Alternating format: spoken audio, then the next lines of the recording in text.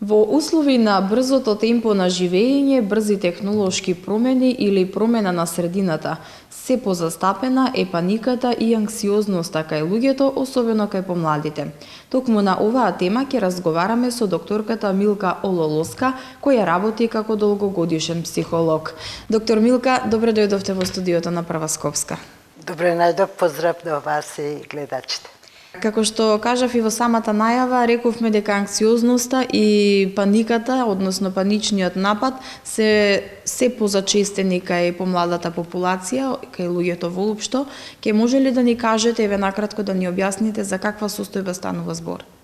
Токму сосема сте во право, расте бројот на луѓе што спаѓаат во групата кога се и работно способни и на приватен и на професионален план, меѓутоа се сретнува со анксиозност, односно панични напади. Јас одма сакам да го потенцирам моментот дека не станува збор за некакво ментално заболување, дури овие две состојби, и то не случајно ги именувам како состојби, не влегуваат дури ни во групата на невротични заболувања, односно одредени состојби со кои што настанува во сферата на животот на луѓето доаѓа до некаква промена. Значи, кога и да се сретнат со енормна количина на ирационален страв, луѓето почнуваат поинаку да се однесуваат како во однос на социјалните комуникации, така и во однос на нивниот приватен и севкупен живот. Се реметат и односите, релациите и во склоп на семејството, и кога веќе го спомнувам семејството, стално јас тоа се трудам да го потенцирам, дека во почеток семејството дава поддршка, одејќи од еден до друг лекар во смисол на различни испитувања, снимања, се она што е во доменот на соматската медицина, и кога ќе се установи дека не станува збор за никакво заболување, а личноста ги чувствува и понатака сите тие телесни симптоми, тога семејството почнува да мисли дека изборот дали ќе биде во состојба на паника, односно анксиозност, е личен избор на личноста што се справува со оваа состојба, и дека ако малку повеќе се ангажира, ќе излезе лесно. Ова е сосема погрешно, и затоа таа поддршка мора да трае се додека личноста, членот на семејството се соочува со анксиозност или панични напади. Јас често луѓето ме прашуваат што дали сум анксиозен или имам панични напади. Во основата на двете состојби лежи, како што спомнав, ирационален страв. Стравот е емоција со која ние се раѓаме, сега заради некои можеби внатрешни, по Фройд, интрапсихички конфликти, кои што се стрема да излезат од сферата на посвеста во свесниот дел, а тоа за самата личност би значило едно, пака фигуративно кажано, кршење на самата личност. За да тоа не се случи, со последни сили се измислува состојба на зголемено, енормно зголемено ниво на страв. Сега, кај анксиозноста, исто така имаме ирационален страв, меѓутоа тоа е состојба на постојана некоја внатрешна растрепереност, вознемиреност. Опишуваат луѓето како да се тресам однатре, како да сум уклучена на 220 степени, и сето тоа е проследено, најчесто се жалат покрај другото, дека во пределот на градите им стои како некоја тежина, како плоча, или во пределот на грлото како да застанала некоја кнедла, па мислат дека и да јадат ќе дојде до некои несакани последици. Нормално тука може да се јават и другите симптоми, што се потипични кај за паничните напади, како тахикардија, проблеми со дишење во смисол на хипервентилација, лапање воздух, вртоглавици, заматен поглед, тремор на целото тело или на екстремитетите, независно од надворешната температура, умеат среде зима толку да се испотат, да тоа е, мислите, јули месец, август, а не неповолни временски, да речам, температури. Диареја да се јави, овде се жалат во пределот на желудникот, како желудникот во чвор да им е врзан, па може да се јави обстипација и така натаму. Значи, не мора сите личноста да ги има сите симптоми, за да ние констатираме дека станува збор за анксиозност или за панични напади.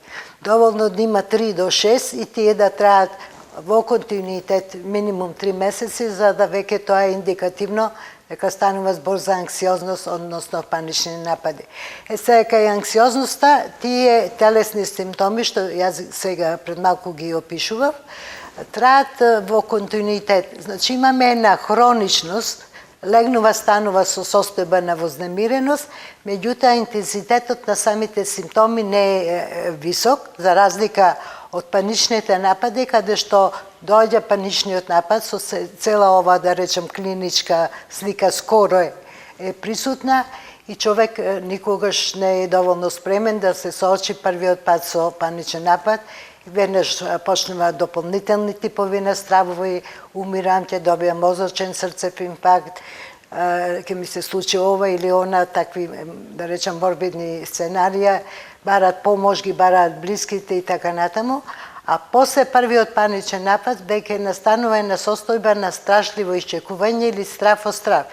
Значи, наредните после првиот паничен напад, во основа самата личност ги иницира нивното настанување, самата личност ги иницира на начин на кој што почнува постојано да се мери притисок, пулсот, а тамо е далеку, не одам, тамо е гужва, не одам. И од тие, да речем, обични ситуации, знае да направи цел еден така застрашувачки филм, а нашата посвест не познава дали ние нешто реално се соочуваме со некаква непријатна ситуација или тоа само во мислите го замислуваме, таа реагира како навистина да постои реална опасност и човек може да седи дома, значи не е тој загрозен на ниедно ниво и да му се случи паничен напад. Значи, кај паничниот напад доаѓа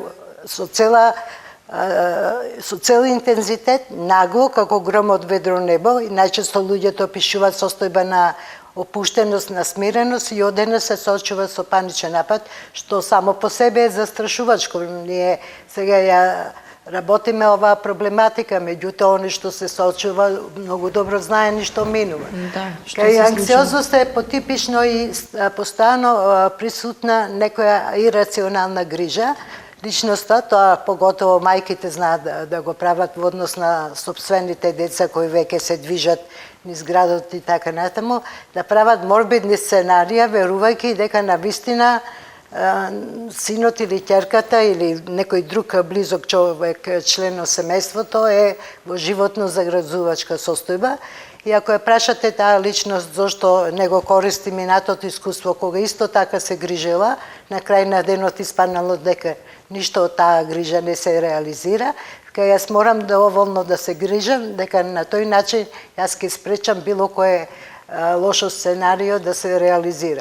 И се ова делува како да личноста го изгубила здравиот разум на расудување. Не е така, затоа што кога доминира стравот, ние све што е когниција, све што се нестички функции, интелектуални, когнитивни, било што, одат на втор план, затоа што стравот знае тотално да не блокира.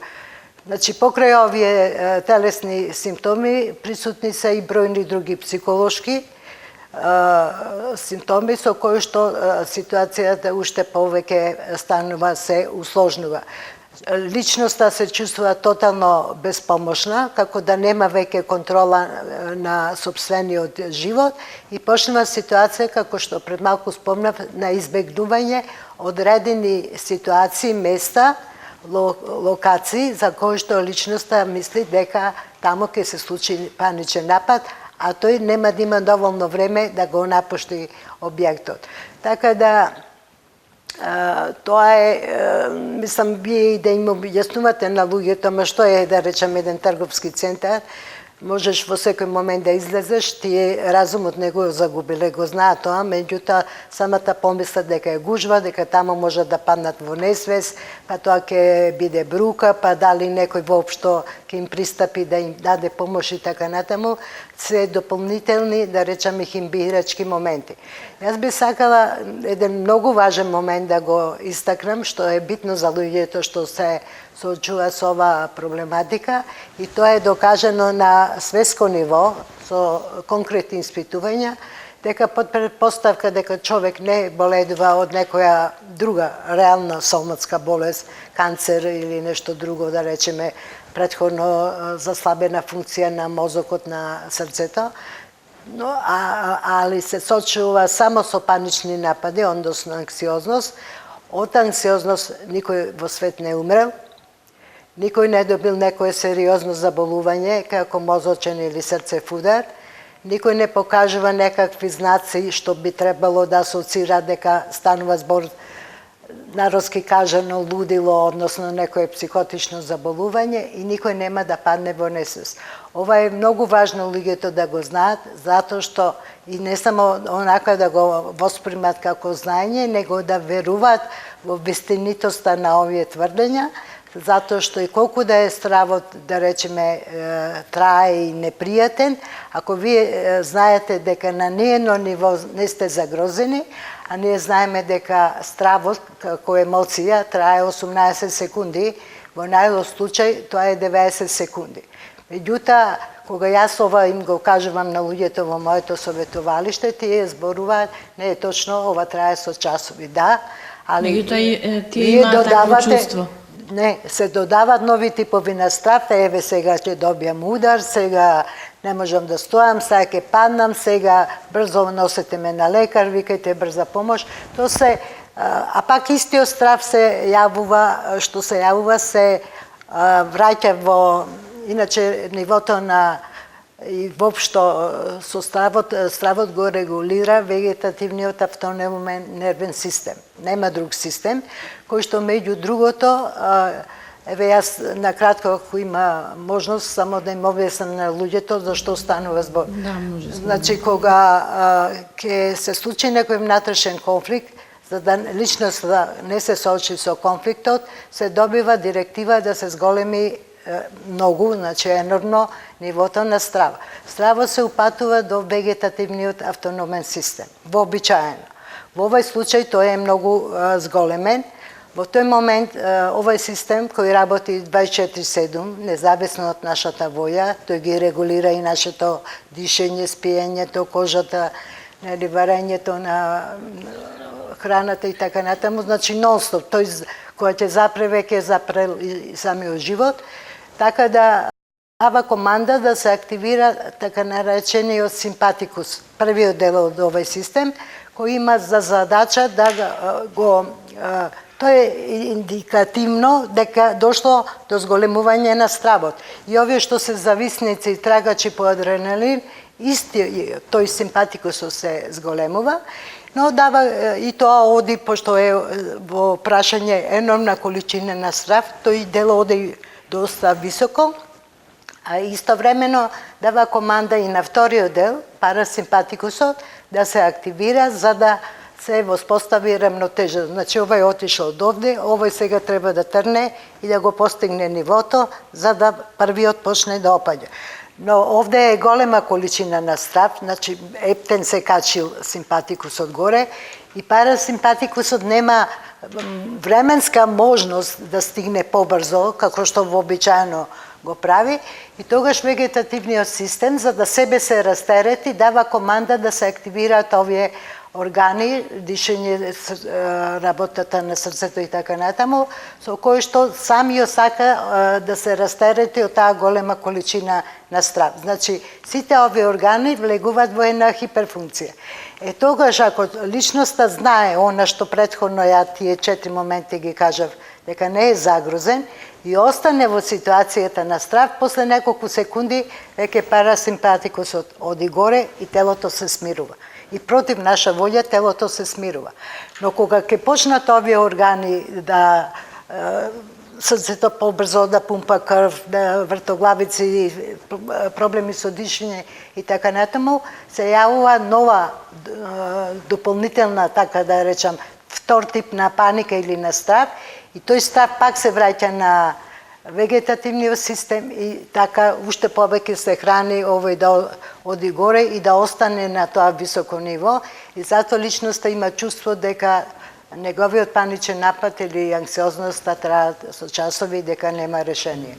Така и сега, дали можеме да направиме разлика помеѓу анксиозноста и паничниот напад? Постои ли разлика? Некоја која што ќе можеме да ја препознаеме за што станува збор доколку ни се случи тоа нам? Јас пред малку веќе ја направив таа разлика. Анксиозноста, реков, интензитетот на симптомите не се високи, меѓутоа имаме хроничност. Значи дење, ноќе тие луѓе чувствуваат постојана некоја внатрешна растрепереност, како да им игра однатре телото, може да ги имаат претходно спомнатите телесни симптоми, но и да ги имаат, тие не се многу интензивни.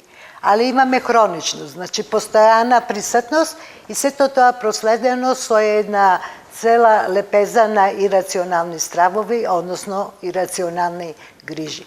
Кај паничниот напад доаѓа одеднаш како гром од ведро небо, никогаш никој не е доволно спремен да се соочи поготово со првиот паничен напад.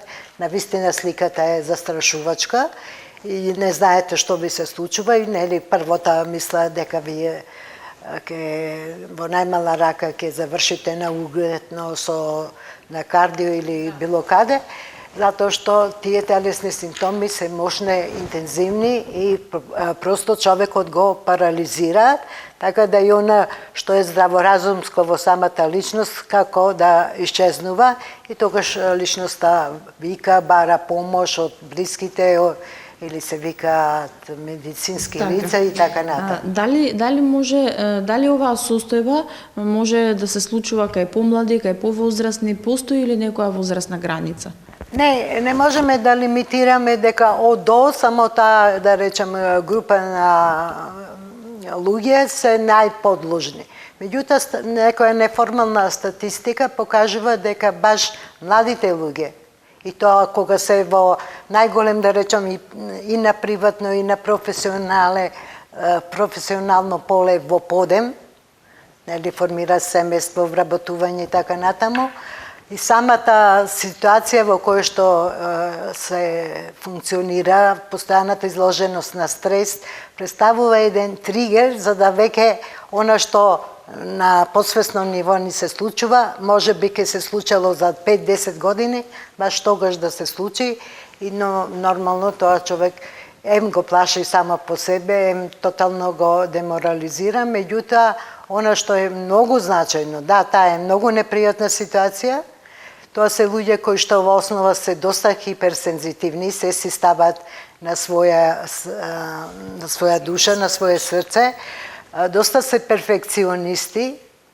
и треба да се работи кога ние јас во советувалиштето работам со оваа категорија на луѓе, тоа не е работа само да се изнесат когнитивните техники или бихевиорални, како да се справува личноста во состојба на паничен напад, но покрај тоа ние мора да работиме и на планот на зголемување на самодовербата, затоа што на вистина самодовербата е опадната.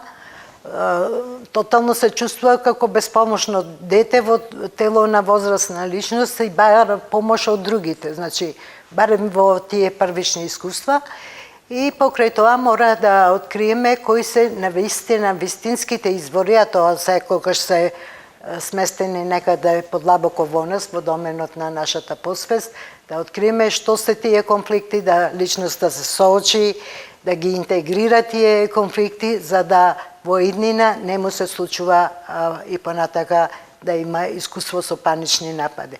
Иначе самото ординирање со медикаменти од типот на седативи и антидепресиви, без при тоа да се користи психотерапија, јас лично, значи ова е мој личен став базиран на моето долгогодишно искуство, практично, нема да ги даде саканите ефекти. Сега, ако личноста веќе почнала со консумирање на ова медикаменти, мора да си се советува со својот психијатар во смисол на дозата или ако нема ефект со кое тоа треба да биде заменето. Тоа сакав да прашам, дали постои терапија која што, еве, например, привремено се користи за овие состојби или можеби тоа долгорочно треба да се користи? Ние, ако личноста, еве, јас зборувам, пак потенцирам од моје лично искуство, поминале низ моето советувалиште, на вистина, да речам, еден голем број на луѓе,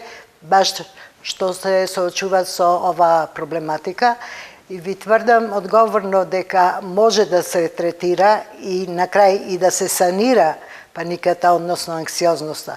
Но временски, кога ме прашува после колку сеанси ова ќе се санира, никој нема таква моќ да предвидува и тоа е тотално непрофесионално. Вие да му кажете уште еднаш дојде и се е во ред, затоа што секоја личност си е приказна самата за себе. Меѓутоа, прво, ако е во акутна состојба, да тековно се соочува со ова непријатна состојба, со анксиозност или панични напади, тој не е во состојба ментално да ги прима другите информации и ние тогаш треба да насочиме нашата терапија, да преку конкретни техники му помогнеме на човекот да научи како да се соочува, односно како да се носи, без стално да бара некакви, да речам, ургентна помош од другата категорија на медицинари. Значи, она што јас најмногу им го препорачувам, кога ќе почне ситуација да себе се посматрат, барајќи нешто што отстапува од вообичаено, во смисол, еве, пулсот ми е покачен. Земат одма апарати, мерат притисоци. Со самото мерење, тоа сите ние го знаеме, дека вредностите не се реални, ќе покажат зголемување и после почнува приказната, еве не ми е добро, еве се препотувам, не можам да дишам и така натаму, и личноста веќе, благодарение на тој анксиозен самоговор, широко ја отвара вратата на конкретен паничен напад. Значи, не мора никаде да се наоѓа, седи дома, тотално релаксиран, почнува да се посматра, почнува тие анксиозни негативни мисли, не ми е добро, сигурно ќе умрам, сигурно ќе паднам и така натаму. Велам, посвеста сето тоа го прима дека е реалност и нормално почнуваат сите органи да зголемуваат својата функција, затоа што веќе стравот почнува да оди во нагорна линија. Во тој момент се препорачува, место да продолжат со тој анксиозен самоговор, да направат дистракција, односно пренасочување на вниманието, да речеме, зависно каде се. Значи, на сега, нивното внимание мора да биде насочено на сега и овде. Да речеме, во овај објект сега да бројат колку има предмети со плава боја. Или масата е бела, ова е црвено и така натаму, она што е од нивното непосредно обкружување, или да прават некоја математичка операција со точни резултати во својата глава, или, например, да погодуваат, еве, да речеме, вие колку имате години, господинот со која професија се занимава и така натаму. Значи, не сме во таа дистракција ништо емотивно да се внесува. Дури ова лично се срекна, сигурно и се случува нешто убаво. Значи, ни позитивни, значи, да му дадеме едно релаксирање на мозокот. Да, али без никакви емоции, не сме да биде емотивно обоено. И тогаш, ако се направи на овој начин, во тој момент едноставно тоа е како брана што спречува да понатака анксиозната река од мисли, едноставно станува запрена. Ако се повтори повторно да се продолжи со анксиозниот самоговор, исто така, истата техника се применува. Но веќе ако се случи паничен напад и не се спречи ова, во тој момент додека трае паничниот напад, човек, личноста е парализирана од стравот, ништо што е сознание или претходно искуство не и паѓа на памет, тотално е само насочена дека многу е во тешка состојба и тога се препорачува, али треба претходно тоа како да ни стане навика на така наречено абдоминално дишење. Оние што практикуваат јога и медитација отприлика знаат за што говорам, меѓутоа тоа само е прашање на добра воја да се извежба и да немате искуство со паничен напад, ако дишиме абдоминално, тоа ни настанува состојба на смирување. Со тоа што вдишувањето, ако трае 3, издишувањето мора да биде подолго 5, да речеме. Или вдишувате 1, 2, 3, 4, издишувате 6. Сега некаде се препорачува колку вдишувате, толку секунди да го задржите воздухот, па подолго да издишете.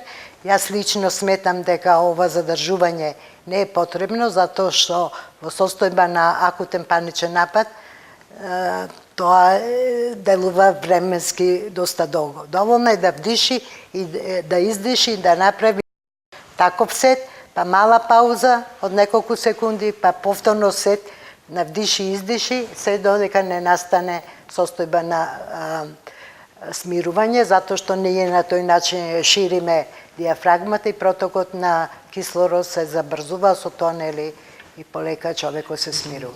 Доктор Милка, на оваа тема има многу да се зборува, меѓутоа нас времето не истече. Ќе имаме следна можност да продолжиме со разговорот, дали на оваа тема, дали на друга тема. Секогаш нели психолошките теми се актуелни кај граѓаните. Ви благодарам што бевте со нас во студиото, што имавме можност да ги слушнеме овие информации.